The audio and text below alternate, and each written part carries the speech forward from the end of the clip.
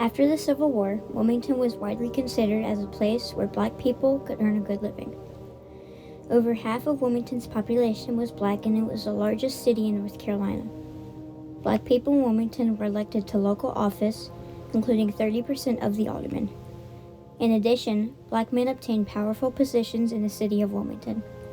For instance, they made up almost 40% of the 26-member police force, and John C. Dancy was the U.S. Customs officer at Wilmington's port. Before the 1898 massacre, Wilmington was what the New South was supposed to be after the Civil War, where you had white and black people working together in a thing called fusion, where Wilmington by 1898 became slightly majority African American. They were doing really well. They had a middle class, they had an education system, they were in politics, they were policemen, they were firemen, they were getting paid by the city as government workers. They were doing great. They were magistrates. There was a lot of advancement. They owned a lot of property. And you had a white supremacy movement that really wanted to change that and bring things back to the way things were prior to the Civil War. By 1896, the Democratic Party's political power was declining, and they were not able to accept that. But the real problem was that black people were gaining political power. And so there was a big collision in 1898 between the Democrats, the populists, and the Republicans for political power. And that really kind of set everything off. The Democrats started to print racist cartoons in newspapers as a passive-aggressive way to insert racist ideas into the minds of the white residents of Wilmington and across the state of North Carolina. Another key event leading up to the massacre and coup d'etat of November 10th was Mrs. Rebecca Felton's speech. She was the first female senator in the United States. In 1897, Felton made a speech, and in that speech, she accused black men of the rape of white women and stated that white men needed to protect their women. In response, Alexander Manly, the co-owner and editor of the Daily Record, the only daily black newspaper in the state at the time, wrote, "Meetings of this kind go on for some time until the woman's infatuation or the man's boldness bring attention to them, and the man is lynched for rape. Every Negro lynched is called a big, burly, black brute, when in fact many of those have thus been dealt with had white men for their fathers, and were not only not black and burly, but were sufficiently attractive for white girls of culture and refinement to fall in love with them, as is very well known to all." This made Manly the target of a hate campaign. The Democrats demanded that Manly leave Wilmington forever within 24 hours. One of the instigators of the coup was a white man named Alfred Waddell, who served as a lieutenant colonel in the Confederate Army. On October 24th, he made a speech. In that speech, he said, "Let them understand once and for all that we will have no more of the intolerable conditions under which we live. We are resolved to change them if we have to choke the current of the Cape Fear River with carcasses." In this statement, he was referencing the black citizens in powerful government positions, and he urged violence as a way for Democrats to regain power. A lot of African American men died. People were banished. A mob of armed white supremacists massacred many of the black society of Wilmington. The mob, mostly consisting of red shirts, torched the Love and Charity Hall building that housed the Daily Record and murdered at least 60 black citizens, although some say the number is in the hundreds.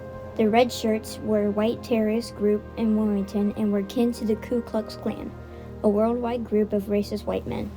On November 10, 1898, the Wilmington Light Infantry, the White Government Union, and the Red Shirts poured into black neighborhoods with rifles, revolvers, and a Gatling gun. Daniel Wright was reportedly the first victim of the coup. He was a black man who lived on 810 North 3rd Street. He was suspected of shooting William Mayo, a white man who lived around the corner at 307 Harnett. Later that day, a group gathered outside his house as multiple men were sent to capture Wright. Witnesses say that he ran to his attic and shot into the crowd outside his house. In doing so, he injured 2 white men. One person in the mob set fire to his house, and while he was escaping his house, he was captured and marched down the street. Someone unknown hit him in the head with a lead gas pipe. He was given a chance to run, but once he had run 50 yards, he was shot and killed. A lot of African American families were so afraid they were fleeing the city and hiding out in the swamps behind the cemeteries. It was a very scary time for people. The Pine Forest Cemetery, located at 16th Street and Rankin Street, was used as a refuge for Black citizens fleeing the violence downtown. Sources say that hundreds of Black women and children hid there in the marshes at the back of the cemetery on that awful day and in the weeks following. 25 to 50 Republicans and populists were on the list to be banished from Wilmington forever. Powerful and affluent men were put on trains out of Wilmington and were told to never return. Furthermore, over 1,000 Black citizens left Wilmington after the coup.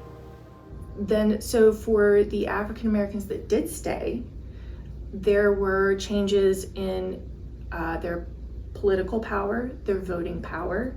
There were changes in education.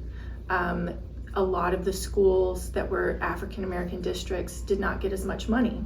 The coup minimized the Black population of Wilmington and perhaps even the Greater South. Additionally, there were economic effects on the Black community. Well, I think what Wilmington would look like today if the 1898 coup never happened, I think it would be a major city because of the port that we have here. I think that the city would have continued to grow. I think it would be on the level of Charlotte, how we have Charlotte, North Carolina now, where it's just a nice metropolitan city with people from all backgrounds, all cultures kind of coming together. The events of 1898 mark the only time a coup d'etat has been successful in United States history. The coup also set African Americans back extremely far and helped lead to the rise of Jim Crow laws across the South. The events also led to the passage of an amendment to North Carolina's Constitution, often known as the Grandfather Clause. Voting was hit really hard after the coup because the Grandfather Clause was put into effect, which made it really hard for African Americans to vote. It really reversed a lot of the gains and the progress that we did make after the Civil War. It really took things back prior to the Civil War. It also created and started Jim Crow segregation throughout North Carolina. Wilmington returned to being governed by white men and lacked racial diversity in politics after the coup. You know, to me, the 1898 coup I think it's bigger than Wilmington a lot of times. Wilmington is a major component to it, but I think people throughout North Carolina should really look into their town's history because this was a statewide movement. And so that's really, I think, the biggest shock to me is that how many people don't realize that a lot of times their town, their city that's outside of Wilmington actually plays some type of role and some type of part in it. So I think more than anything, I think people should definitely continue to research and study what happened here in Wilmington, but also research and study what's happened in your town or city in North Carolina as well.